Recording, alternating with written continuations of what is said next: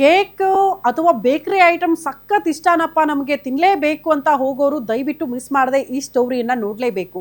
ತುಂಬ ಕಲರ್ಫುಲ್ ಆಗಿ ಕಾಣಿಸುತ್ತೆ, ಸಖತ್ ಟೇಸ್ಟಿ ಆಗಿರುತ್ತೆ. ಒಂದು ಕೇಕ್ ತಿನ್ಬಿಡೋಣ ಅಂತ ಹೋದರೆ ಹುಷಾರಾಗಿರಿ, ನಿಮ್ಮ ಜೀವಕ್ಕೆ ಕುತ್ತು ತರಬಹುದು. ಕಲರ್ ಕೇಕ್ ತಿನ್ನೋರು ಈ ಸುದ್ದಿಯನ್ನು ಮಿಸ್ ಮಾಡದೆ ನೋಡಲೇಬೇಕು.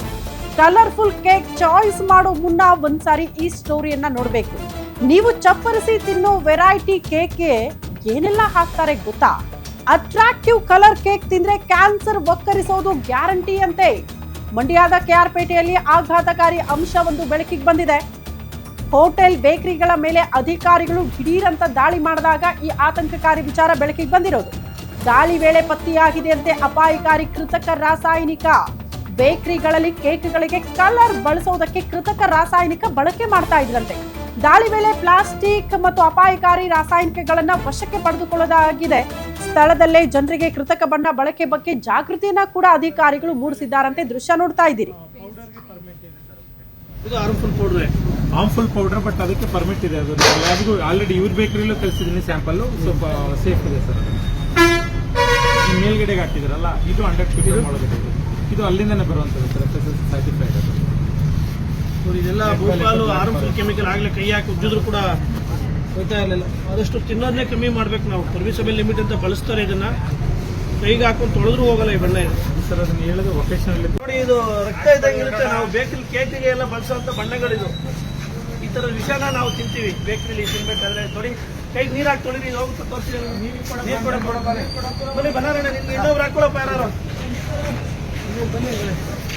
ನೋಡಿ, ಇದು ರಕ್ತ ಇದ್ದಂಗೆ ಇರುತ್ತೆ. ನಾವು ಬೇಕರಿ ಕೇಕಿಗೆ ಎಲ್ಲ ಬಳಸೋಂಥ ಬಣ್ಣಗಳಿದು. ನೋಡಿ, ಇದು ಕೇಕಿಗೆ ನಾವು ಹನಿ ಕೇಕಿಗೆಲ್ಲ ಹಾಕೋಂಥ ಬಣ್ಣ. ಇದು ಸಿಂಥೆಟಿಕ್ ಬಣ್ಣ. ನೋಡಿ, ಕೈ ತೊಳಿರಪ್ಪ. ಅಲ್ಲಿ ಜಗ್ನೀರ್ ಐತಲ್ವಾ, ಎತ್ಕೊಂಬೋಣ. ನೋಡಿ, ಬೇಕರಿಲಿ ಈ ತರ ಸಿಂಥೆಟಿಕ್ ಕಲರ್ಸ್ ಎಲ್ಲ ಬಳಸ್ತೀವಿ. ದಯಮಾಡಿ 10 ಸರಿ ನೀರು ಹಾಕಿ ತೊಳೆದ್ರು ಒಂದು ಚೂರು ಕೈಲಿ ಹೋಗಲ್ಲ ಅದು. ನೋಡಿ, ಈ ತರ ಇದನ್ನ ನಾವು 100 ಸರಿ ನಾವು ಈ ತರದ ಕೆಮಿಕಲ್ಸ್ ಎಲ್ಲ ನಮ್ಮ ಬಾಡಿಗೆ ಹೋದ್ರೆ ಅದಕ್ಕೆ ನಮಗೆಲ್ಲ ಕ್ಯಾನ್ಸರ್ ಎಲ್ಲ ಬರುವಂಥದ್ದು. ದಯಮಾಡಿ ಸಾಧ್ಯವಾದಷ್ಟು ಈ ಬೇಕರಿ ಪದಾರ್ಥಗಳನ್ನು ಅವಾಯ್ಡ್ ಮಾಡಬೇಕು.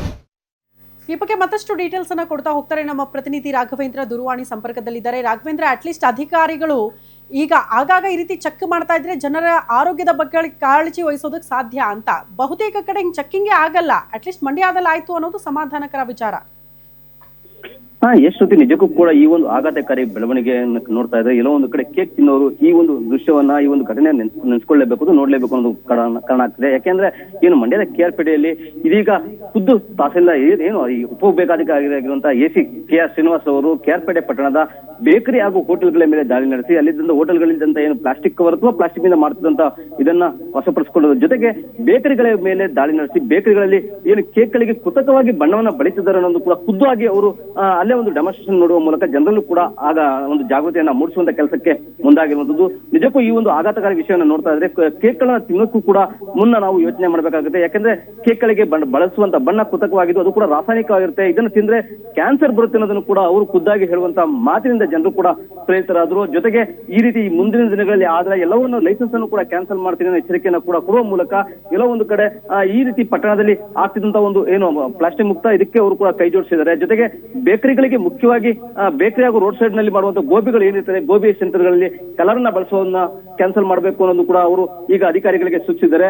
ಏನು ಸದ್ಯಕ್ಕೆ ಪಟ್ಟಣ ಪುರಸಭೆಯ ಆಡಳಿತಾಧಿಕಾರಿಯಾಗಿರುವಂತಹ ಶ್ರೀನಿವಾಸ್ AC ಅವರು ಕೂಡ ಈ ರೀತಿಯ ಜಾಗೃತಿ ಮೂಡಿಸುವಂತ ಕೆಲಸವನ್ನ ಮಾಡುವ ಮೂಲಕ ಜನರು ಕೂಡ ಈ ರೀತಿಯ ಒಂದು ಕೆಲಸವನ್ನ ಮಾಡಬಾರದು ಯಾರು ಕೂಡ. ಯಾಕೆಂದ್ರೆ ಇದು ಜನರ ಆರೋಗ್ಯದ ಮೇಲೆ ಪರಿಣಾಮವನ್ನು ಬೀರುತ್ತೆ. ಜನರು ಆರೋಗ್ಯದಿಂದ ಅದಕ್ಕೆ ಈ ಒಂದು ಎಲ್ಲಕ್ಕೂ ಕೂಡ ತಾಲೂಕು ಕೆಟ್ಟ ಹೆಸರು ಬರುತ್ತೆ ಅನ್ನೋ ಎಚ್ಚರಿಕೆಯನ್ನು ಕೂಡ ಹೋಟೆಲ್ ಮಾಲೀಕರು ಹಾಗೂ ಬೇಕರಿ ಮಾಲೀಕರಿಗೆ ಕೊಟ್ಟು ಈ ರೀತಿ ಮುಂದಿನ ದಿನಗಳಲ್ಲಿ ಆಗದಂತೆ ನೋಡ್ಕೋಬೇಕು ಅನ್ನೋ ಮಾತನ್ನ ಹೇಳುವಂತದ್ದು. ಶ್ರುತಿ, ಓಕೆ, ಧನ್ಯವಾದಗಳು ತಮ್ಮೆಲ್ಲ ಮಾಹಿತಿಗೆ.